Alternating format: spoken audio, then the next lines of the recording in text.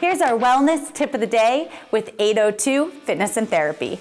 Hey guys, this is Paul with 802 Fitness and Therapy. Today I wanted to just give you guys a tip about stretching and how it relates to sports specifically. So, Taryn here is actually a soccer coach. I am a soccer coach, and you know that because your daughter plays with me. She does. We are all interlocked in this small little town. Anyway, Paul was telling me the other day that we should not do static stretching prior to the game. Why is that? Correct. So when we talk about static stretching versus dynamic stretching, let me just give you a little background about what each one is first. So if we were talking about hamstrings specifically, the muscle in the back of the leg, static stretching would just be me holding this position for an extended period of time.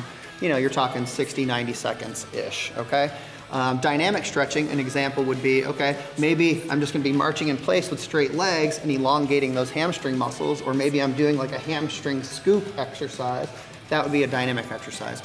So when you're talking about static stretching before sport, well, that messes with the stretch reflex of the muscle. So in other words, it decreases the performance and the ability of the muscle. So it will make that person slower and more prone to injury during sport.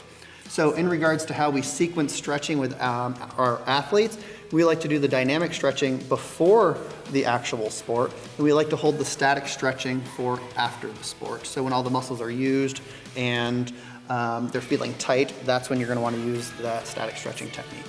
And the dynamic stretching gets the blood flow going through. Exactly. So the dynamic stretching gets the blood flowing, it makes the muscles warm, and it makes them kind of a more elastic and stretchable, essentially.